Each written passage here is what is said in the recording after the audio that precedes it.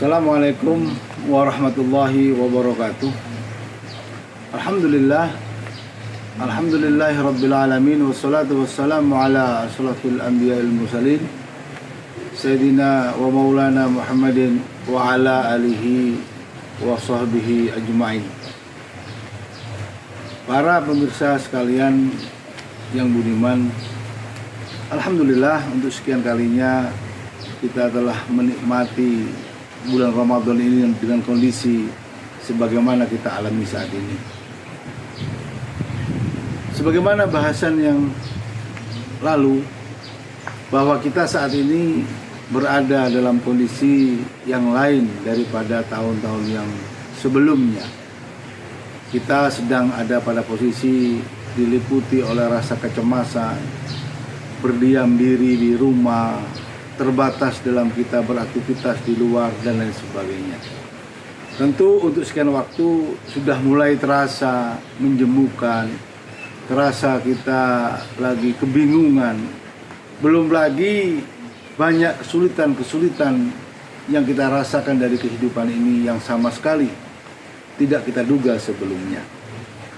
Para pemirsa yang budiman, sekali lagi Ramadan adalah bulan ujian, syahrul imtihan, ujian bagi kita sebagai seorang muslim agar bisa mengambil makna yang besar. Sisi lain, bulan Ramadan adalah bulan yang menempa diri kita. Ibarat besi harus dipanaskan, kemudian ditempa, dipukul dia dengan palu, sehingga menjadi suatu yang kuat, suatu yang bermanfaat. Maka sama saja pada diri kita pada saat kita mengarungi bulan Ramadan ini. Untuk itu, marilah bersama-sama kita bisa mengambil hikmah yang besar di tengah kesulitan hidup yang kita hadapi dan kita alami saat ini. Kalau kemarin kita membahas wabah ini, situasi ini, musibah ini, terutama dengan kita ada pada musibah corona COVID-19 ini, harus kita berubah dalam hal pola hidup, pola makan. Maka pada kesempatan ini kita coba urai bagaimana kita merubah, menata diri dari pola berpakaian dan pola kita bergaul. Dalam segi medis dan kesehatan, anjuran pemerintah dan anjuran banyak pihak agar kita memakai pakaian yang agak tertutup, bahkan sangat tertutup. Seorang dokter yang sedang mengatasi atau menangani atau mengobati, merawat pasiennya yang terkena virus corona COVID-19 ini, mereka harus memakai pakaian serba tertutup, pakai masker, pakai penutup wajah, dan lain sebagainya agar kontaminasi langsung itu tidak terjadi. Sesungguhnya dari sini saja kita bisa ngambil makna. Kenapa musibah ini terjadi? Kenapa virus ini begitu ganas terjadi? Di samping mungkin memang ada faktor kesengajaan, sisi lain adalah faktor alamiah. Maka sekali lagi kata introspeksi dan mengenai perubahan dalam bidang kita berpakaian harus kita lakukan. Selama ini kita lihat begitu bebasnya manusia berpakaian. Tidak lagi taat kepada syariat Allah Subhanahu wa taala. Tidak lagi mengindahkan kalam-kalam atau syariat serta apa yang dilakukan oleh baginda Nabi Muhammad SAW. Terasa biasa saja ajaran itu. Kita suruh memakai pakaian yang menutup aurat. Kita suruh memakai pakaian-pakaian yang bersih, suci, dan ada kesopanan, kesantunan di sana.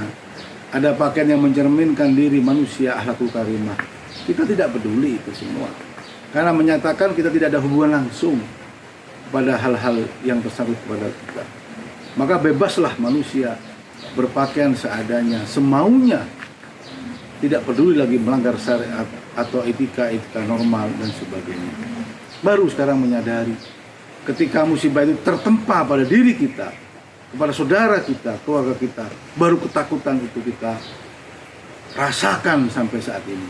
Maka ternyata manusia itu ketika diuji dengan suatu yang menyebabkan dirinya sakit, bahkan menyebabkan dirinya akan meninggal sekalipun, maka dia akan taat.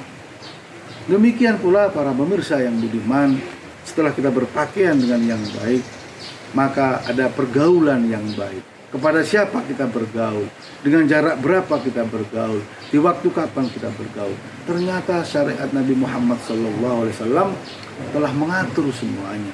Tentu cukup waktu yang panjang ketika kita menjelaskan secara fikih dan panjang lebar. Kesempatan Ramadan ini kita membuka lagi sunnah-sunnah baginda Nabi Muhammad SAW, khususnya bagaimana cara kita berpakaian dan cara kita bergaul. Yang penting Ramadan dan musibah saat ini menjadikan kita introspeksi, sadar, bertaubat kepada Allah Subhanahu wa taala. Tidak hanya sekedar istighfar, bertaubat, tapi harus kemudian merubah pada hal-hal yang baik.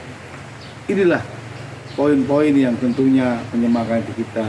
Yang penting Ramadan harus kita jadikan momentum awal untuk introspeksi dan merubah diri.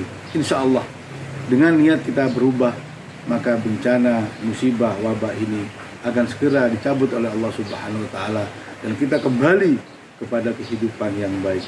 Ramadan akan menempa kita kepada hal yang baik sehingga kita nanti lahir menjadi manusia yang bersih, suci sebagaimana bayi yang dilahirkan.